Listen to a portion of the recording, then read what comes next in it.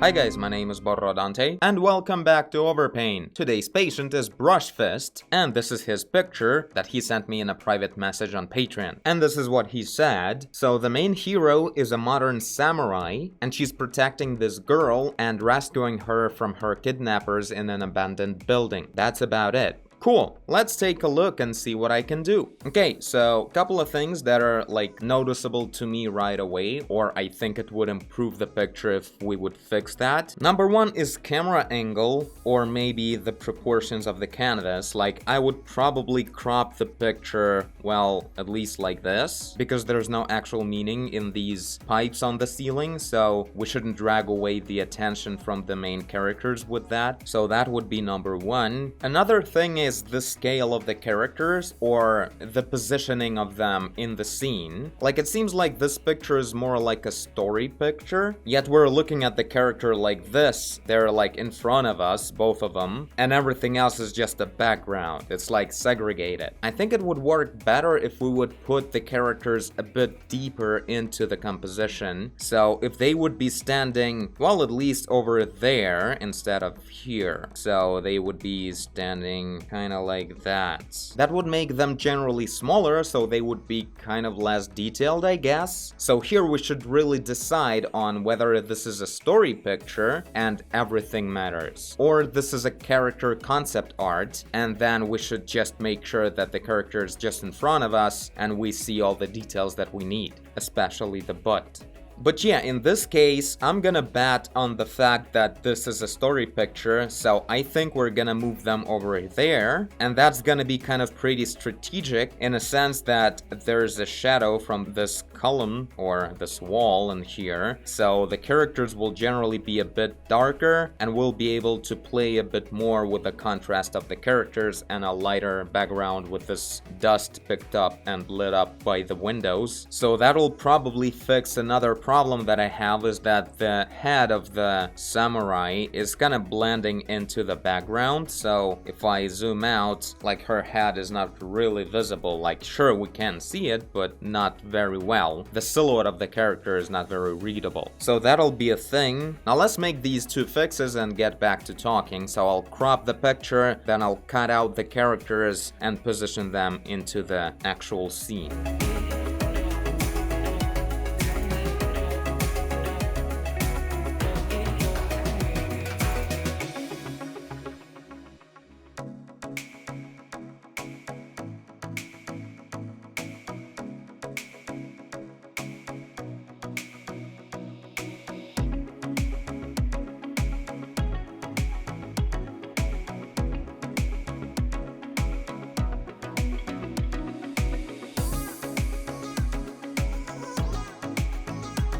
Alright, so this is what I did. I think for now we're improving. Obviously the bottom part is very empty, but that's because I removed the guy's arm from this corner, and we're gonna put a dead guy over here, just sitting there. That'll be pretty cool. Maybe even like in that corner. Yeah, that would be even better. Something like that. Now the next thing I think should be changed is the poses of the main two characters. First of all, just from the storytelling perspective and from making sense perspective, the samurai woman is still swinging her bloody katanas around, and the little girl is already holding her leg. How did that happen?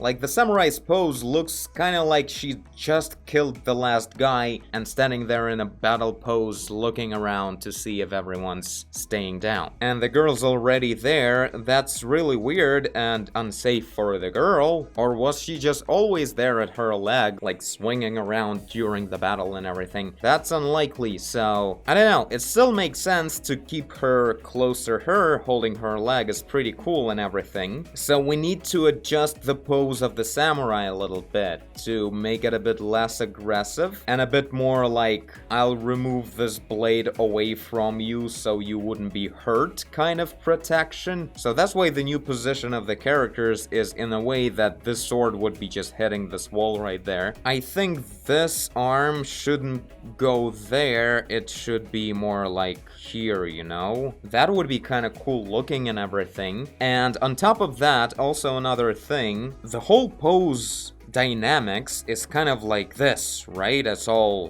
but this leg is just sticking out like this. It's breaking the dynamics. Feels a little bit weird, like if the little girl is trying to detach the leg from the samurai maybe or something. So in that sense, I think it would look much better for the pose if this leg would go a little bit to the left and will raise the heel, and this leg would be straight down as well with the arm with the sword. It would be kind of cool, you know? And also it will solve the issue of this leg being obviously longer than this one. Obviously, because this angle is much smaller than this one, and both legs are completely straight, no bending in the knees, and they both reach the floor with both tips and the heels. That can only happen if one leg is longer than the other one. At least that's what it feels like. I'm not sure exactly how the geometry would go there. The main issue here is the gesture of the pose. Like, I really think it should be a bit like this. It would look much better. And the girl wouldn't be that awkward holding the leg that is at this angle. If it would be vertical, it would make just more sense, you know? So yeah, a lot of stuff would look much more natural, so let's go ahead and do these changes and see what happens.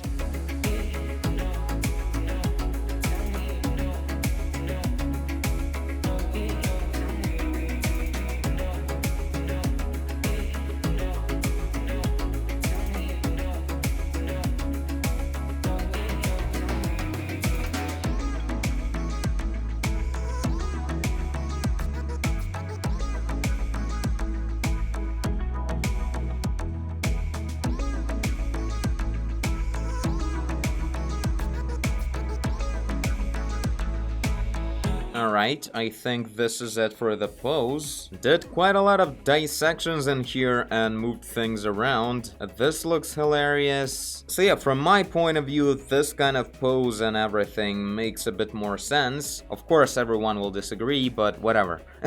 Also, I think I made the samurai's legs a bit shorter, which kind of makes her look a bit more realistic, but it wasn't exactly a mistake to make legs like really long. Well, especially the right leg was really long. The left one was closer to normal, and now they're kind of both normal. But also now the head is a bit too big, I think. So anyway, that's details. I'll see what I want to do about that later. Now, a couple of things in the environment. The ceiling, the pipes. I'm not sure, maybe that's a real thing, but it seems to me that Brushfist didn't use references to draw those pipes on the ceiling. Like, they sort of don't really look realistic. Of course, all kinds of stuff may happen with the pipes in the abandoned factory or whatever it is. But yeah, on that part, I would just recommend, if you're doing something that should look like something, just look up pictures about that. Because right now it feels a bit like these pipes are just over the top weird and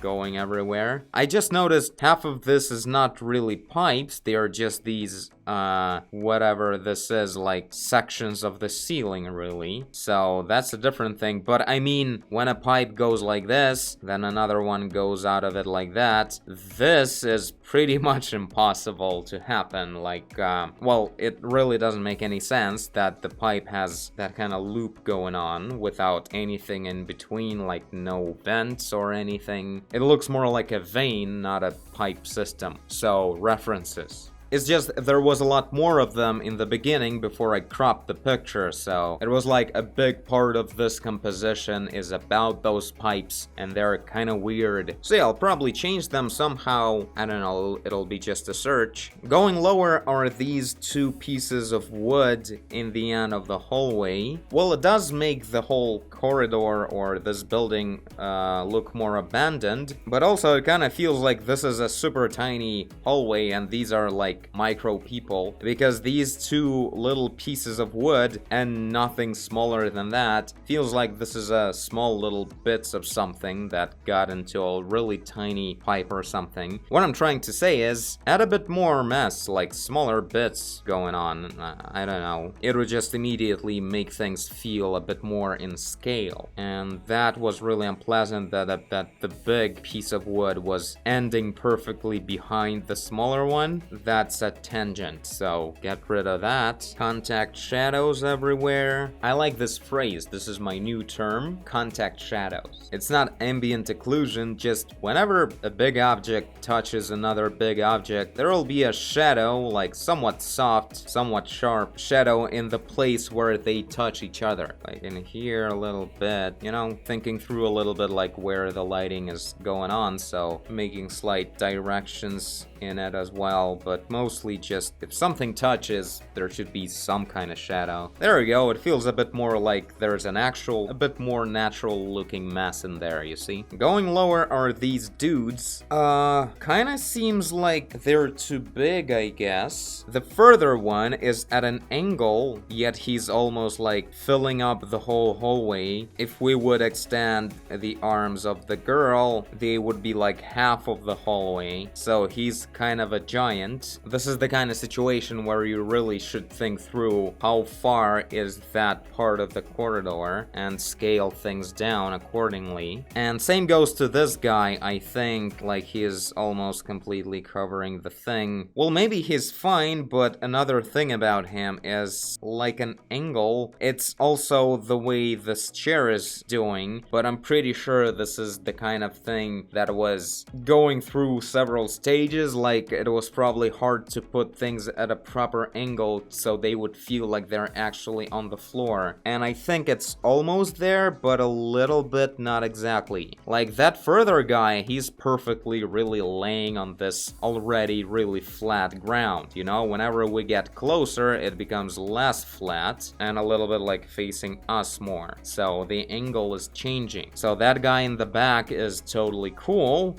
This one is a little bit off, and I can't exactly tell you what is wrong about him. Like the proportions are kind of weird. This leg is the same length as this arm, but that's not all of it. It's just about the way he's positioned. Like he's a bit rotated like this on the canvas in this plane instead of being rotated in that plane. Or maybe it just feels weird because his proportions are wrong, I'm not sure. But the chair, well, it feels like if the floor is this kind of plane, this chair is laying on like this kind of plane, a little bit tilted towards us and not really flat on the ground. But yeah, I see this was a very precise and accurate drawing. It was probably hard enough to just make this chair look straight as it is, not to mention to put it in a proper angle. So yeah, that's the thing I'll try to search. Maybe some liquify will just do, or some transformations and squeezings. But yeah, that's mostly it.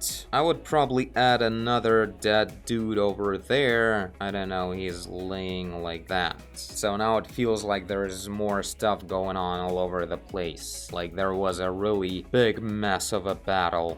More contact shadows, and well, stuff like this chair is also not really lit by the environment, it's just lit from the top. At the very least, this top area, it's obviously not in the light of the window, like it's higher than this spot of the light that's going on lower. So it makes sense to make this darker, and well, why not make this part brighter to highlight the contrast that this part is in the light and that one's in the dark. Also, the rope is darker in that area. Yeah, something like that. I love how the girl is now looking at this dead guy, like scared that he will get up again, or just scared by the fact that he's dead. It's really cool that she's actually looking at something that makes sense. Also, of course, I would want to mention the fact that the glass in the window, it's not really blue, it should be transparent, but this may be the only case where it actually makes sense, because as we can see, like the actual sky without the glass is perfectly white, but the sky is not white, it's blue. So it makes sense that the dirty glass lowers the exposure, so it's not overexposed as when we see it without any obstructions, and it gets darker into its actual color, the blue color. So yeah, this may be the only situation where it makes sense, but it has nothing to do with the color of the glass, it's about what's behind it. So yeah, I'll do a little bit more changes, but then I'll continue working on this on the road because it's really late already and I'm going away for the weekend, so I'm gonna be on a train working on this piece to make it look a bit more finalized. So yeah, this is it. Watch the rest of the video without my face.